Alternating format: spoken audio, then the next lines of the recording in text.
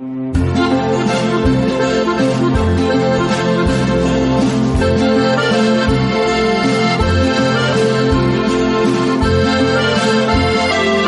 Cadena Ibérica tiene una cita con la historia con Pío Moa y Javier García Isaac.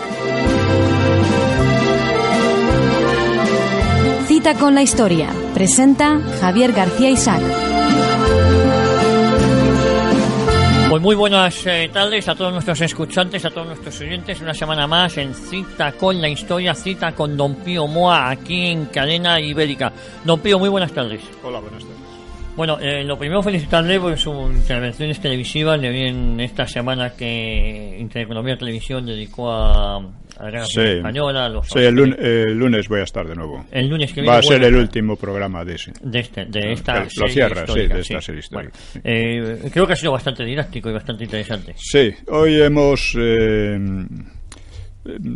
hoy vamos a tratar precisamente eso de otra manera. Bueno, pues recordar a todos nuestros amigos, a todos los que nos siguen, que don Pío Moa estará en Intereconomía Televisión el próximo lunes. Yo creo que sale eso a las 11 de la noche. Empieza a las 10 de la noche el programa. A las 11. A las 11 es cuando sale. Bueno, hoy vamos a hablar, si no me equivoco, la significación histórica de la Guerra Civil y el franquismo. Exactamente. Pero antes tenemos una editorial que creo que vamos a desarrollar. El editorial es precisamente sobre el mismo tipo, sobre el mismo tema, y luego lo desarrollaremos, ¿no? El editorial lo he puesto en el blog de ¿cómo se llama? De La Gaceta. La Gaceta, sí. Y precisamente trata del significado histórico del 18 de julio, o más propiamente de la guerra y del franquismo, ¿no? Porque casi nunca se aborda el tema desde ese punto de vista, sino de o bien el ataque o bien la defensa, de esto, lo otro, ¿no? Pero lo que nos importa realmente es qué papel histórico ha jugado la guerra y por qué se produjo, ¿no? Y qué salió de allí. Porque ha habido guerras estériles y otras que no. Que no ha sido. Entonces vamos a ver algo de eso.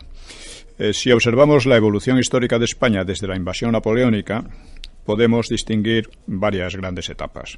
La invasión dejó España dividida entre liberales y tradicionalistas, siendo los liberales quienes se impusieron para inaugurar una época de luchas, pronunciamientos e inestabilidad entre los propios liberales. Esto es importante porque digamos que la invasión francesa supuso una ruptura histórica muy importante en España. Lo que antes no había, que era esa división interna, una división muy fuerte, pues apareció entonces, ¿no? Tuvo también, otra de sus consecuencias fue la pérdida de la mayor parte del Imperio americano, que terminó esta etapa, digamos, de luchas entre liberales, terminó abocando a una primera república que fue francamente demencial, con una especie de triple guerra civil, el cantonalismo, en fin, y una absoluta falta de perspectivas, ¿no? Era todo pura demagogia, ¿no? Otra etapa comienza con la Restauración. Restauración es un régimen mediocre, podemos llamarle mediocre, pero estable y progresivo, que rompió aquella dinámica de pronunciamientos. O sea, durante 50 años no vuelve a haber más pronunciamientos. Y el país, entre tanto, va progresando de manera acumulativa, ¿no? Pero esto empieza a malograrse ya a la mitad de aquel régimen, con la crisis moral derivada de la derrota de 1898 frente a USA, que entonces es cuando pierde España los restos de su imperio en América y el Pacífico, ¿no? En las Antillas, ¿no? Y lo importante del 98 es que puede considerarse el punto de partida para como diríamos, el increscendo del terrorismo anarquista, de las demagogias socialistas y regeneracionistas, de las que hemos hablado en otras ocasiones, porque mucha gente considera el regeneracionismo un movimiento positivo, pero no lo es, porque se basa en la destrucción, en la asunción de la leyenda negra, ¿no? Con propósito de mejorar, pero eso ya destruye los propósitos de mejora, ¿no? Es cuando toman importancia los separatismos, y cuando se desarrolla con fuerza un anticristianismo o anticlericalismo de rasgos sumamente primarios, que ya existía en el siglo XIX, pero entonces va cobrando más fuerza, ¿no? Sí. Y el resultado de esta situación, ¿no?, es una dictadura, la dictadura Primo de Rivera, que solo contiene aquellos procesos durante unos años, durante menos de 7 años. Y a continuación, pues viene una república, la Segunda República, que si la vemos objetivamente y fríamente, la verdad es que no tiene mucho que envidiar a la primera en cuanto a violencias, demagogias, utopismos y odios desatados, que fueron creciendo estos odios, ¿no? Hay que decir que durante la guerra civil propiamente empieza en octubre del 34, cuando el principal partido de la izquierda, que es el PSOE, el principal partido separatista entonces, que era la Esquerra de Cataluña, y cuando pues organizan una insurrección en la que participan prácticamente todos los demás de una manera u otra. La cosa salió mal, pero ellos no cambiaron de actitud. Y este es el gran problema. Esta es la gran cuestión, ¿no? Este es el gran problema. Entonces, durante la República, España va dividiéndose de nuevo en dos bandos, en dos grandes bandos. Uno que dará lugar al Frente Popular, después de fracasar en la intentona guerra civilista del 34. Y este reúne a todos los que piensan en destruir a la Iglesia, en disgregar a la propia España, y en su sector más importante en abolir la propiedad privada e imponer una economía socialista, etcétera, ¿no? Esto requiere una breve explicación. Es decir, los republicanos de izquierda no pensaban en abolir la propiedad privada, desde luego, pero carecían totalmente de fuerza para oponerse a sus aliados socialistas y anarquistas. Los socialistas y los anarquistas tampoco deseaban en principio la disgregación de España. Eso está claro, pero no les importaba demasiado, por lo que no vacilaron en aliarse con quienes sí la querían, con quienes su programa era precisamente la disgregación de España, que eran los nacionalistas vascos y catalanes, separatistas, ¿no? Y los separatistas vascos no estaban contra la Iglesia, todos los demás sí, pero no les preocupó apoyar a quienes la estaban exterminando, porque la apoyaron realmente, tratando de disimularla en el exterior, en fin, una serie de cosas así, ¿no? El Frente Popular, o sea, de hecho o de derecho, se compuso de quienes se habían alzado en armas contra la República en octubre del 34 y algunos más. Socialistas, stalinistas, separatistas catalanes, anarquistas, racistas separatistas, o sea, vascos. Los dos eran muy racistas, por cierto, ¿no? Y golpistas republicanos de izquierda. Digo que eran golpistas, ya lo hemos explicado otras veces, porque en cuanto pierden las elecciones, Azaña y los demás intentan golpes de Estado para montar otras elecciones que les den la garantía de salir, ¿no? Insisto mucho en este dato de la composición del Frente Popular, porque a menudo se pasa por alto. Y porque parece haber pasado inadvertido, además, a muchos historiadores, y por sí solo convierte en una gran patraña la pretensión de que el Frente Popular defendía la democracia. Siento repetir tanto esto porque puede sonar un poco cansino, pero es que la idea principal que se tiene es la contraria, y se llama republicano al Frente Popular cuando el Frente Popular hundió realmente la legalidad republicana. Otra razón por la que la democracia no podía funcionar es que la República trajo consigo tal carga de odios sociales y tal elevación de la miseria que por sí solas hacían imposible una convivencia civilizada en libertad. O sea, la democracia no es una panacea, funciona en unos sitios y en otros no, en unas condiciones históricas y en otros no. Lo que se jugó en la guerra, por tanto, no fue ninguna democracia, ya que la misma estaba en crisis en toda Europa, para empezar, y tras la experiencia republicana, la derecha tampoco creía en ella. Lo que se jugaba era la continuidad de España, la continuidad de la cultura católica y la continuidad de la propiedad privada, entre otras cosas fundamentales. Es decir, se trataba de resolver del único modo que era entonces posible unos problemas heredados de la crisis del 98 e incluso de la invasión napoleónica. Es decir, España vuelve a estar dividida, como después de la invasión napoleónica, en dos grandes bloques, ¿no?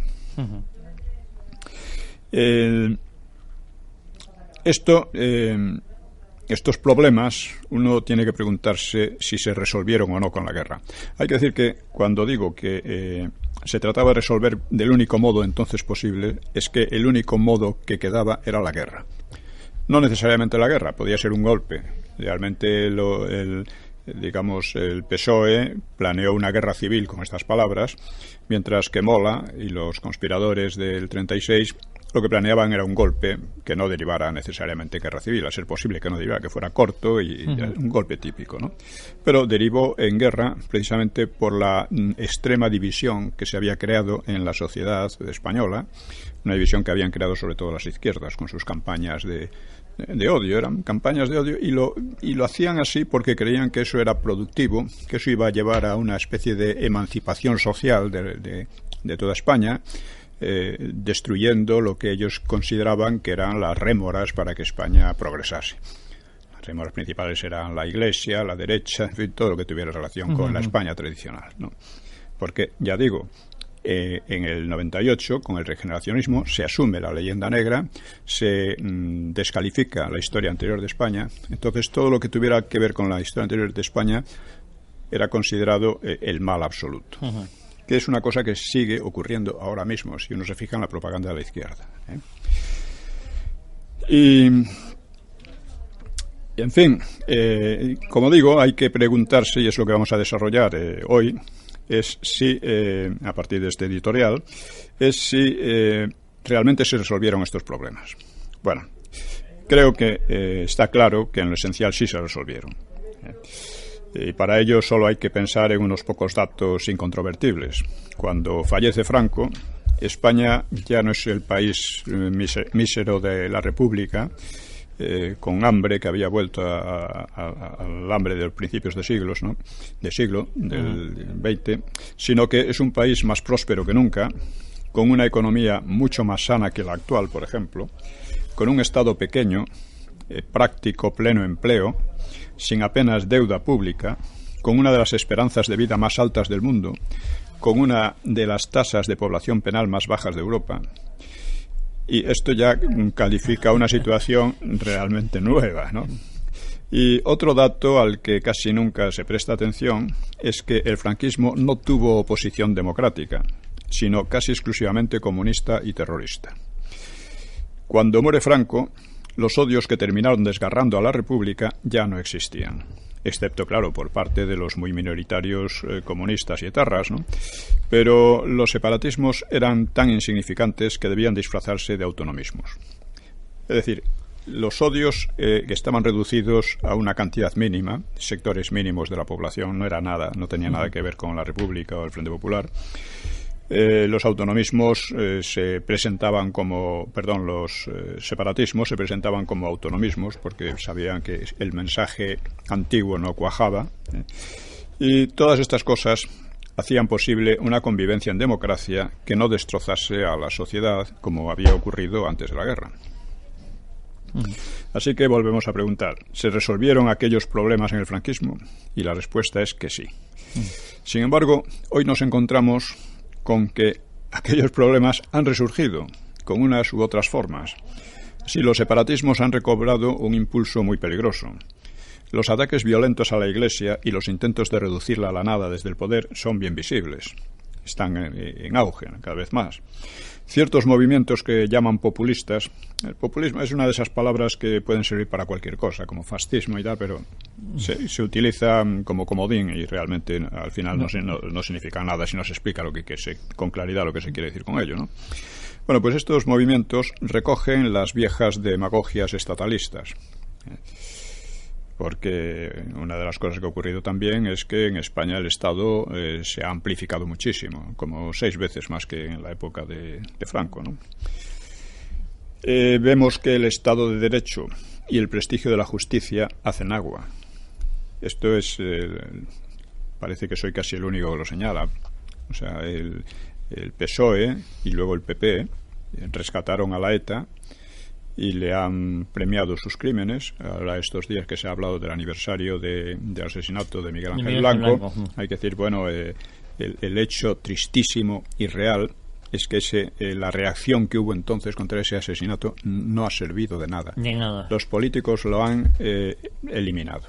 Duró muy poco, don Pío, esa cursilería que se llamó el espíritu de Erma. Sí, efectivamente.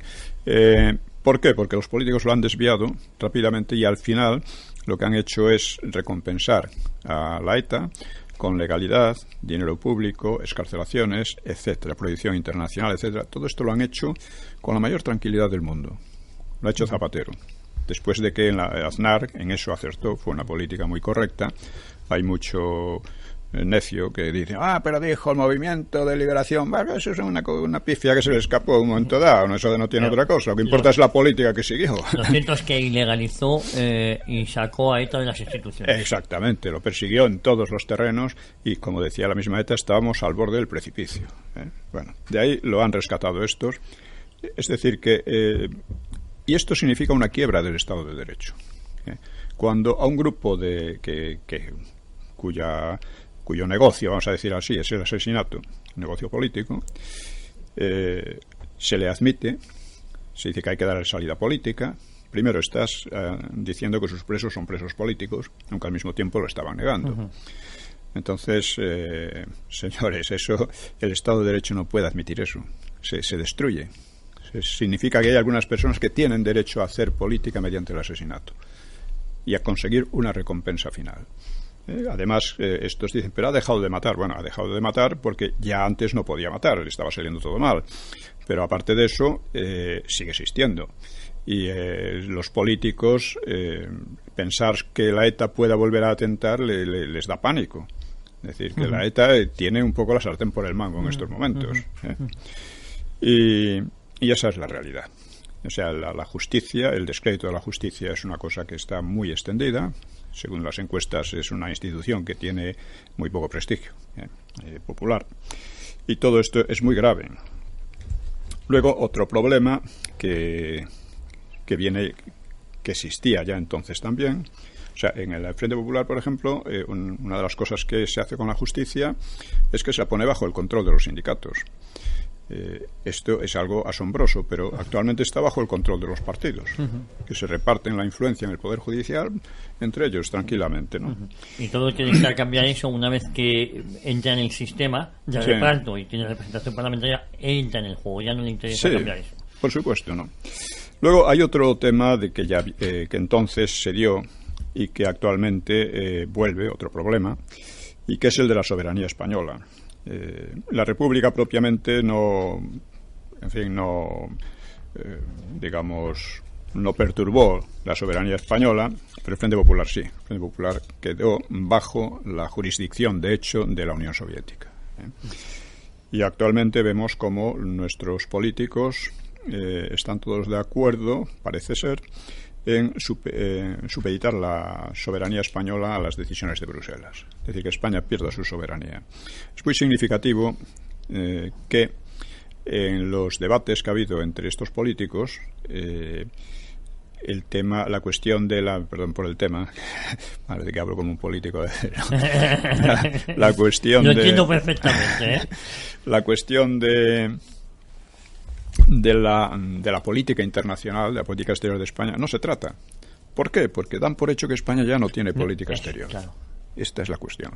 Y vemos también, cuando vemos a los analistas políticos, casi todos sus análisis son muy romos.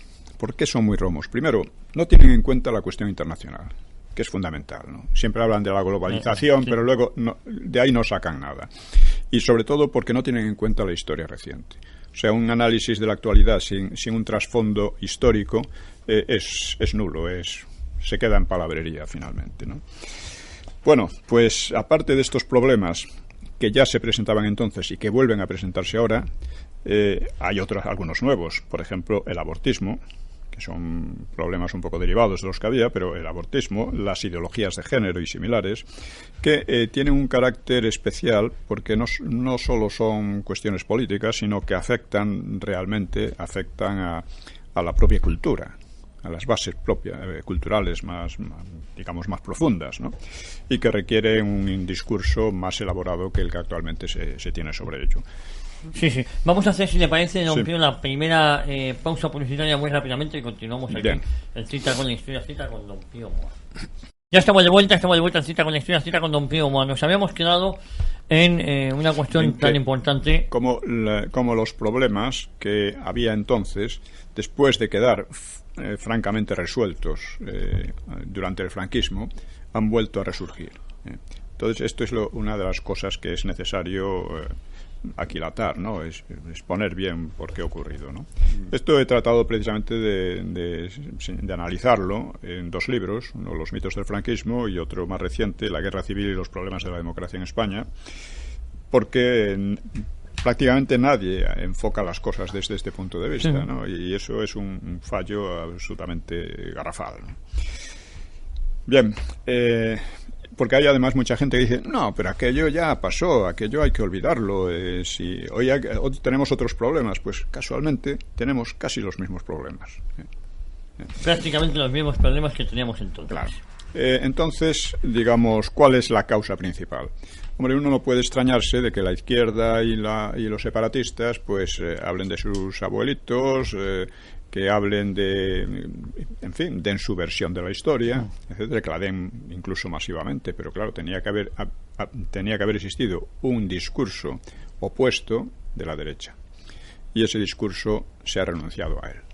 Por lo tanto, estamos en una situación en la que no se aprende del pasado, el pasado parece haber transcurrido en vano, y que además unos falsean la historia y otros tratan de privar a los españoles de su propia historia diciendo que hay que mirar al futuro sin aprender del pasado. ¿Lo repetimos? Bien, hay que repetirlo.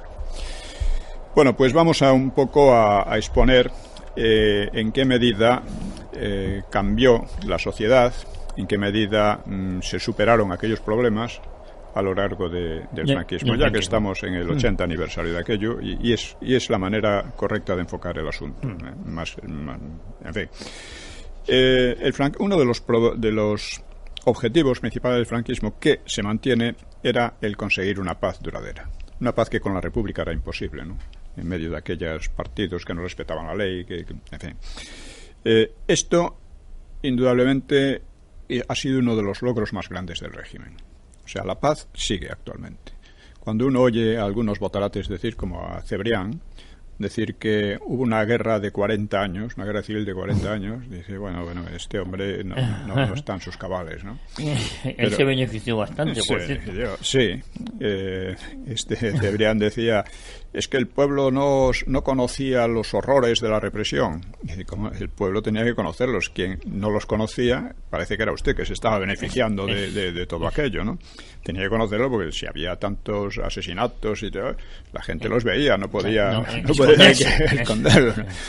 Bueno, pues esto, otra botaratada era la de ¿cómo se llama? Que fue cineasta y el de las bicicletas son para el verano. Baldén. No. Berlanga. No, Fernán Gómez. Fernando Gómez. Esta semana pasada falleció Emma Cohen, su mujer. Sí. Bueno, usted decía, no llegó la paz sino la victoria.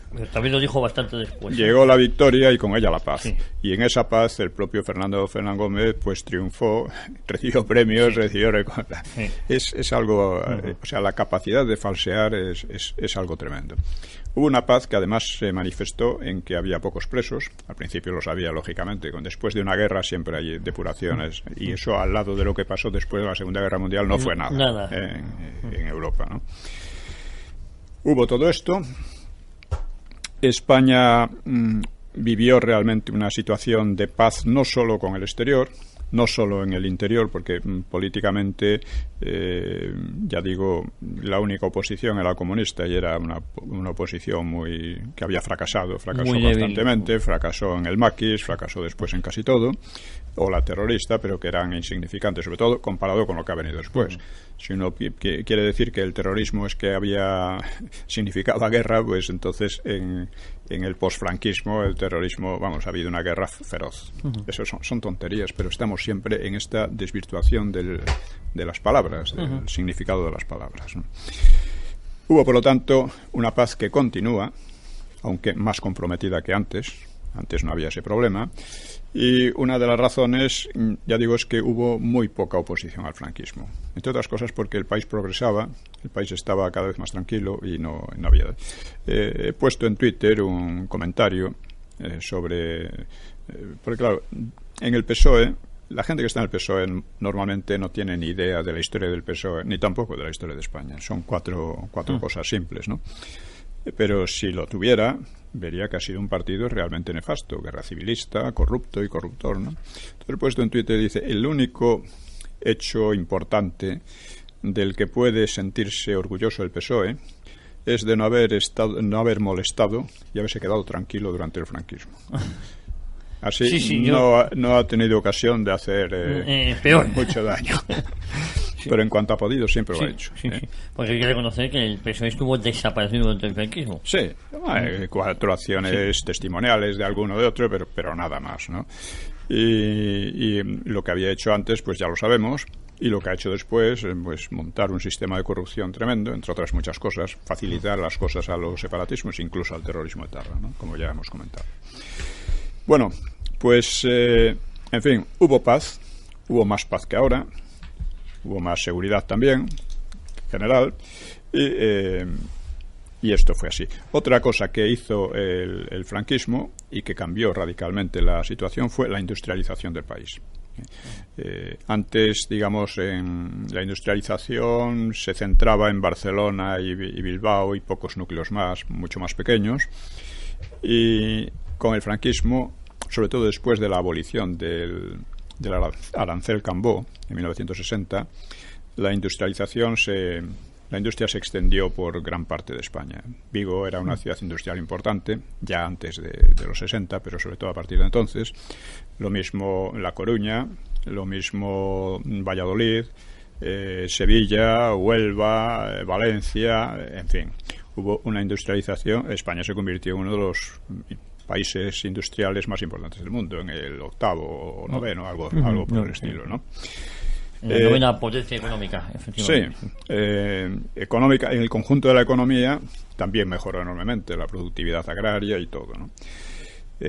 Como síntesis, en 1975 la renta per cápita española venía a ser el 80% de la media de los países ricos de la Comunidad Económica Europea de entonces, que eran Francia, Alemania, Italia, Inglaterra, Benelux, Irlanda y Dinamarca.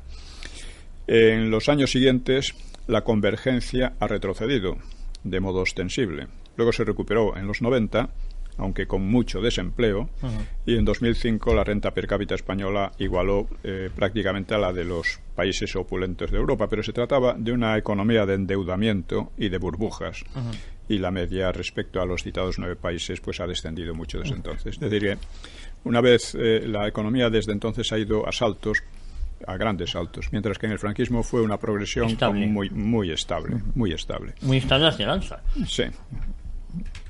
A mí me hace gracia cuando la mentalidad corriente es que le debemos todo a la Unión Europea. No le debemos nada. O sea, fuera de la Unión Europea crecíamos más, mejor y más sanamente y más independientemente.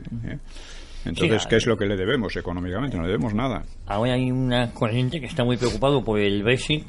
Sí. Y a la vez te dicen, ahora es el momento de recuperar Gibraltar. Digo, pues entonces será bueno que sea el Brexit. Es decir, son todo tan contradictorios. Es ridículo. Primero, o sea, Gibraltar está como está gracias al PSOE, claro, y a la política posterior del PSOE. Y nadie impide ni la soberanía de Gibraltar. Claro. Y además eso es decir que la Unión Europea no nos conviene porque era la garantía para la colonia inglesa de Gibraltar. Los análisis, los discursos por falta de una simpleza así terrible, ¿no? Además por falta de perspectiva histórica mayormente. O sea, uno no puede juzgar lo que pasa ahora como si no hubiera existido nada antes, ¿no? Todo tiene un desarrollo y una correlación, ¿no? Bueno, pues estamos en estas cosas. España dejó de ser un país muy mayoritariamente agrario, muy mayoritariamente no, pero con un alto grado de analfabetismo. Entonces en la República el número de analfabetos venía a ser entre el 20 y el 25 y 30%, Luego con el franquismo descendió a proporciones marginales, en torno al 6-8%, ¿no? Que eran, normalmente los analfabetos eran gente mayor que no, sí, que no había aprendido que venía ya de la República, sí. Muchos de ellos, ¿no? Era un país en el que, bueno, el número de automóviles era mucho mayor que en toda la Unión Soviética, por ejemplo. Que la Unión Soviética era el ideal que se planteaban muchos comunistas, la alternativa, sí, ¿no? Sí. Entre otras muchísimas cosas que se pueden decir, ¿no? En el libro Los mitos del franquismo detallo con los avances a lo largo de los años 40, 50, 60 y hasta el 75, ¿no? En el 75 hubo una crisis en todo el mundo derivada del petróleo. Sí. Pero que a España todavía no le afectaba, ¿no? España además tenía unas grandes reservas financieras y podía tirar de ellas. El problema vino después. Cuando se gastaron las reservas y cuando afectó verdaderamente la crisis. Sí, se cambió la política, en fin, se tomaron medidas demagógicas. Había que afrontar la crisis de alguna manera, claro, y eliminar pues industrias no eficientes o empresas no eficientes. Pero vamos, eso se hizo de una manera un tanto chapucera. Bueno, dentro de, además, debe incluirse dentro de estos logros algo que consiguió aplacar muchísimo los odios sociales de la República, fue la protección al trabajador. Es decir, España desarrolló un sistema de seguridad social muy eficaz, muy eficiente, y alguna gente, yo he oído a gente decir que, claro, aquella legislación pues era una rémora al crecimiento económico y bueno, si era una rémora, ¿cómo es que se crecía más que nunca? Sí. Claro, estas cosas las oyes a gente incluso que son economistas y que pretenden ser serios, ¿no? Yo he tenido un debate con una persona seria y preparada, que en los años 80 ha sido la época del mayor crecimiento de España. Digo, estás muy equivocado. Completamente. Es asombroso que se pueda decir una cosa así. Sí, y además con un paro enorme, porque claro, Felipe González dejó 3 millones de parados. Eso es, otra cosa es que la renta per cápita hubiese subido en comparación con la que había, pero teníamos un paro que antes no existía, claro. Con lo cual en el fondo había muchísimas más desigualdades sociales. Claro, por supuesto, evidentemente. Y luego en un programa de televisión, pues otro Botarate, que era profesor de la universidad, hablaba de que la seguridad social en el franquismo era un puro engaño y una pura estafa. Y mire usted, en el franquismo la esperanza media de vida, que era una de las más bajas de Europa en la República, subió a ser quizá la más alta, bueno, la más alta no, pero la segunda o tercera más alta de Europa. Eso se debe en gran medida a la seguridad social. A las mejoras de la sanidad española. Claro. Por una parte a las pensiones que permitían a los ancianos vivir mejor y por otra parte a la propia sanidad, que mejoró muchísimo. Entonces, ¿cómo puede usted decir esas cosas? Pues se dicen. Vivimos en el país de la gran patraña. Sí, yo creo que eso es muy acertado, el país de la gran patraña. Bueno, hay otro... Tenemos, antes de irnos al intermedio, vamos a 4 minutos todavía. Bien. Bueno, hay otro hecho que revela cómo los problemas que arrastraba España desde el siglo XIX se estaban resolviendo. Bueno, principalmente esto es en el aspecto económico. Pero hay algo que casi nunca se dice y que para mí, y vamos, para cualquier persona con un poco de sentido común, es fundamental. Es lo que he llamado la salud social. Una salud social que se puede medir por tasas negativas, por ejemplo, índices de delincuencia, índices de población penal, índices de suicidios, de abortos, de fracaso matrimonial y familiar, de expansión de la droga y el alcoholismo, de enfermedades de transmisión sexual, prostitución, seguridad pública, etcétera. Estos índices nos dan una idea de la salud de una sociedad, de la salud moral, vamos a decir, no solo moral, la salud, lo que llamo salud social, ¿no? Es curioso que la historiografía casi nunca presta atención a este campo. Y bueno, en el libro Los mitos del franquismo, pues le doy cierta importancia, se le puede dar más porque por sí solo requeriría un libro, ¿no? Pero revela también una cuota de que podemos llamar felicidad social. Felicidad social. La gente que la gente que vive con cierta felicidad, pues no se suicida, no se alcoholiza, no anda con drogas, no. Y eso es muy revelador. Y hace poco en Twitter comentaba, dice, los jóvenes en el franquismo despreciaban la droga. Y es verdad. O sea, la droga que estaba haciendo, digamos, estragos en toda Europa en los años 60, aquí apenas entraba. Y no entraba no solo porque estuviera prohibida, claro, lo estaba en los demás países también, pero daba igual, ¿no? Excepto en Holanda. Sí. pero daba igual. No solo por eso, sino porque la actitud de la gente, igual que la actitud hacia el alcoholismo, era negativa. La actitud de la gente joven. Poco a poco eso fue cambiando, eso es verdad. Pero esto es lo que uno de los enormes fallos, vamos a decir, de la transición, es que la droga se expandió de una manera salvaje. Sí. Sobre todo la más peligrosa de todas, la heroína. La heroína. Y que no está, era como si no estuviese mal vista, como si fuese No. Bueno. Como era antifranquista. Claro. Antes, no había libertad. No había libertad. Sí, ahora tenemos libertad de droga. La verdad es que, por muchas medidas que pongas contra la droga, si la percepción de la gente, sobre todo la gente joven, no es negativa, sino que es positiva o que da igual o indiferente, pues ya puedes poner todas las medidas que quieras que la droga seguirá adelante. Bueno, recuerdo aquella famosa frase, perdóneme, el alcalde de Teno Galván, a colocarse al loro, claro. El mismo alcalde te está diciendo que te tienes que colocar porque en esa época colocarse era drogarse. Sí. No era beber, era drogarse. España, afortunadamente lo de la heroína pasó, porque dejó una cantidad de muertos tremenda, de la que nunca se habla. Hermanos y amigos, de conocidos, muchos. Sí.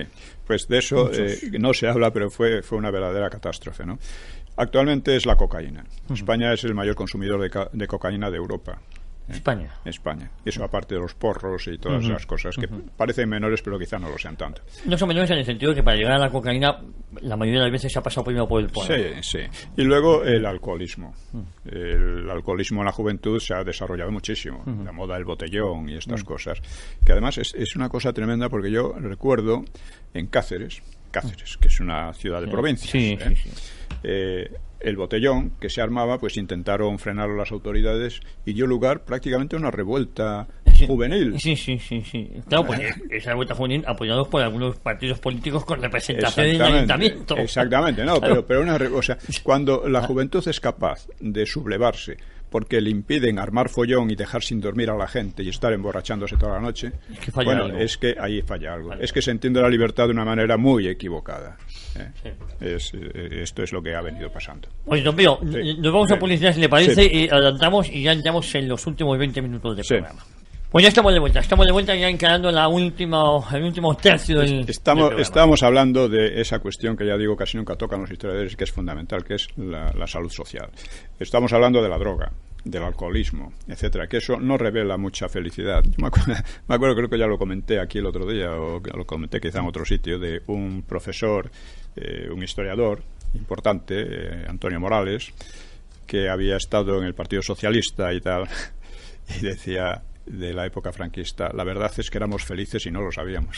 Sí, lo comentó. Estas cosas revelan cierto estado de felicidad, vamos a llamarle felicidad, puede sonar un poco cursi, pero vamos, de bienestar interno, no simplemente de capacidad de gasto, de algo más, ¿no? En todos otros índices, por ejemplo, claro, el aborto estaba prohibido. El aborto hay que considerar que es la aniquilación de vidas humanas en el seno materno, no es otra cosa, por mucho que la quieran disfrazar, no es otra cosa. Cuando se habla de que el aborto es un derecho, el aborto es una tragedia. Es una tragedia. Y estaba prohibido, entonces se hacía mucha publicidad, es que claro, van a abortar a Londres. Ya que Inglaterra haya hecho un gran negocio con el aborto, ya indica también la salud social de Inglaterra, ¿no? Bueno, pues el caso es que sí, iban a abortar a algunas, claro, pero el número era muy pequeño. Ínfimo.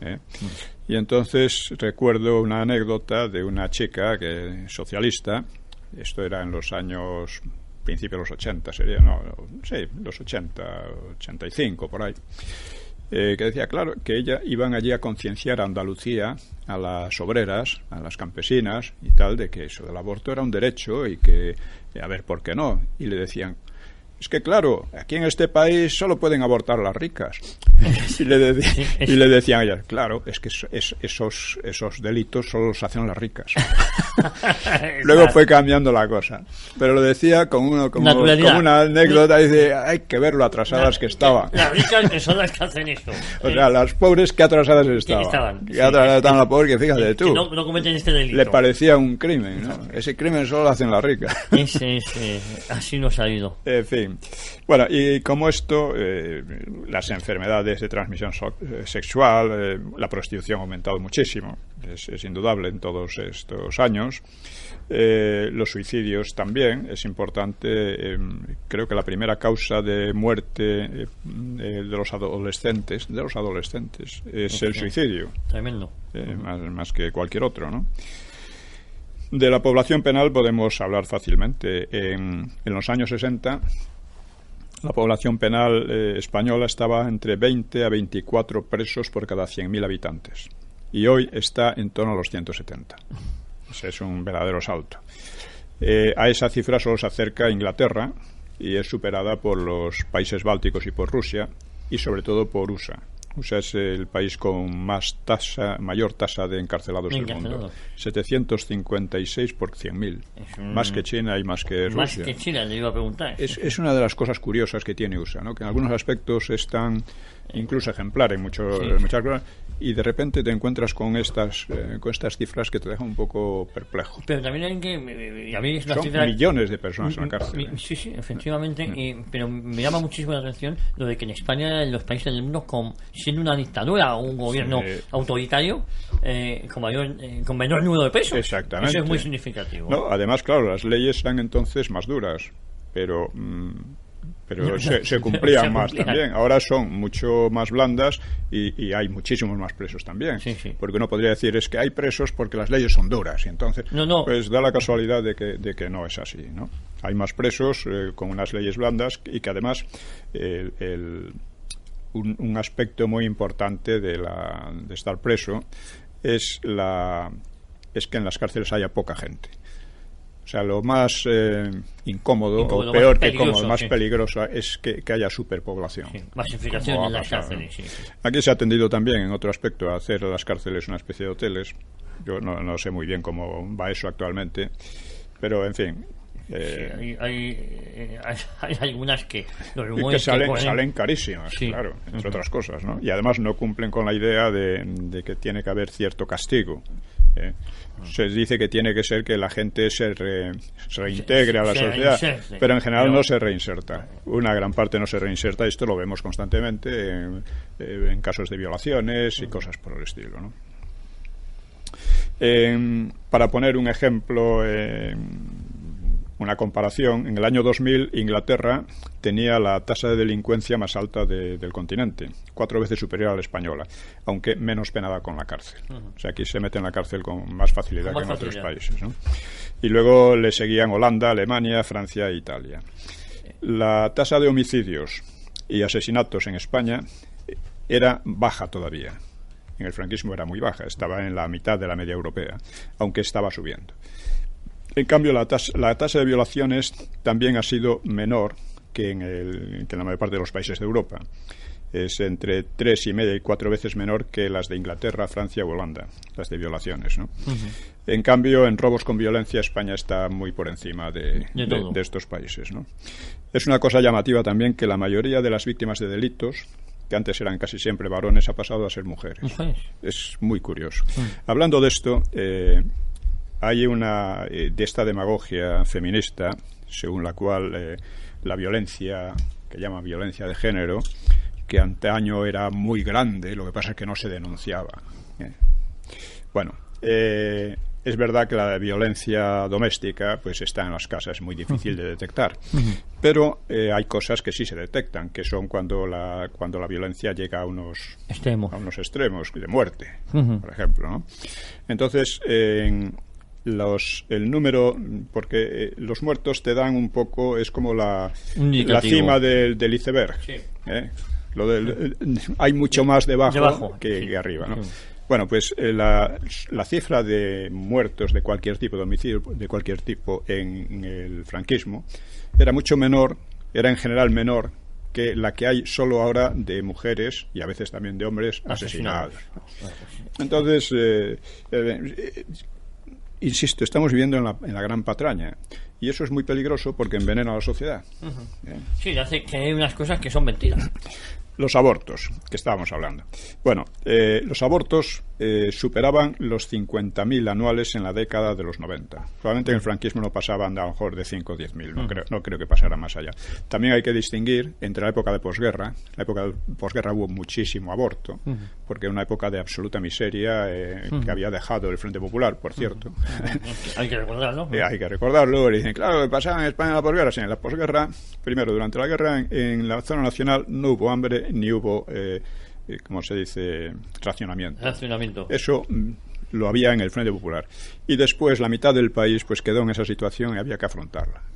Y uno de los efectos de aquella situación pues fueron un gran número de abortos. Pero bueno, eso fue desapareciendo poco a poco. Van desapareciendo del todo, no, eso nunca desaparece, ¿no? Pero, digo, en la década de los 90 eran unos 50.000 anuales. Y a partir de 2005 se duplicó. O sea, el índice de abortos por embarazos está en la media europea, superada solo por Suecia, Francia, Inglaterra, y bueno, en USA también ha bajado bastante. Había llegado a un aborto por cada 3 embarazos en las décadas de más intenso feminismo. Allí hubo un movimiento feminista tremendo y uno de sus efectos era el aborto, ¿no? En cuanto al suicidio, la evolución, no en España, no solo en España, pero en general, es por encima de las muertes por homicidios y guerras, los suicidios. En Europa, las tasas mayores de suicidios corresponden a Rusia, Lituania, Finlandia, Suiza, Austria y Francia. España queda en unos niveles más bien bajos todavía, pero con tendencia al crecimiento, como decíamos, ¿no? Sobre todo entre los jóvenes, que es cosa también muy llamativa. Sí. Muy llamativa. En cuanto al fracaso matrimonial, el número que se puede ver en el número de divorcios, pues no se le presta la atención que se debe, pero es muy importante porque esto se manifiesta en violencias físicas y psicológicas en los matrimonios y entre padres e hijos. Venía el otro día el dato de que las violencias de hijos a padres había aumentado un 200 y pico por ciento. Sí. También repercute en el embarazo de adolescentes, en el fracaso escolar, etcétera. O sea, el fracaso matrimonial, el fracaso familiar, tiene repercusiones en todo lo demás. Sí, es una radiografía de la sociedad Exactamente. actual. Y es una cosa que va más, ¿no? Esto es... en fin. Y hay que decir también otro aspecto. Y es que en el franquismo cultivó un patriotismo no patriotero. Cultivó un espíritu de patriotismo que fue muy importante porque permitió desafiar y vencer todos los injustos acosos exteriores. Las amenazas de invasión después de la Guerra Mundial, el maquis, el aislamiento internacional. Si no hubiera habido ese espíritu, el franquismo se habría venido abajo en 2 patadas, ¿no? Y ese estado de ánimo sustituyó al anterior, que era de pesimismo y de hispanofobia, de hipercrítica, ¿no? Que definía a España como un país históricamente enfermo, desviado, despreciable, en fin, todas estas cosas que hemos visto tantas veces, ¿no? Don Pío, ya vamos muy rápidamente, Bien, porque si queremos escuchar la canción... En 2 palabras. Se superaron los graves problemas heredados de la invasión francesa primero y del 98 después. Y actualmente, precisamente por no tener esto en cuenta, estamos volviendo a los mismos problemas de antes de la guerra. Y eso tiene unas responsabilidades. Tomamos nota de esto. Vamos a escuchar esta canción y ahora me cuenta usted qué es lo que estamos escuchando.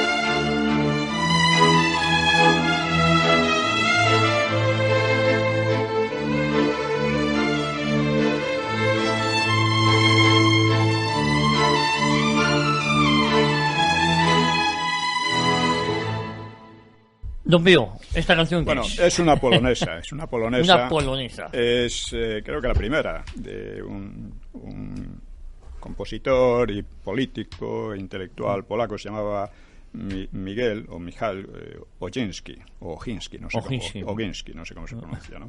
Ni yo. Y se llama Adiós a la patria. En fin, espero que no pretenda ser simbólica. Premonitorio, esperemos que no. Sea premonitorio, ¿no? Es de cuando Polonia fue repartida, a finales del siglo XVIII, fue repartida entre Prusia, Austria y Rusia. Y Ogiński sirvió luego al zar, y trató de convencerle de que, al zar Alejandro I creo que era, trató de convencerle de que restaurase el Estado polaco. Pero no hubo manera.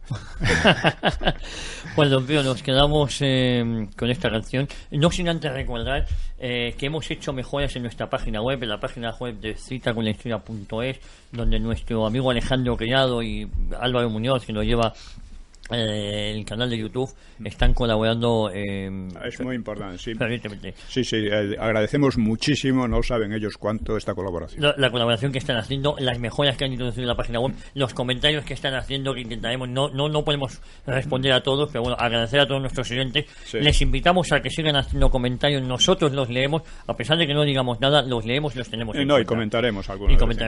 Así que muchísimas gracias, don Pío, por un programa más, y a toda nuestra audiencia, muchísimas gracias por estar siempre ahí. Prometemos volver, Dios mediante, aquí a Cadena Ibérica la próxima semana en otra cita con la historia, otra cita con don Pío.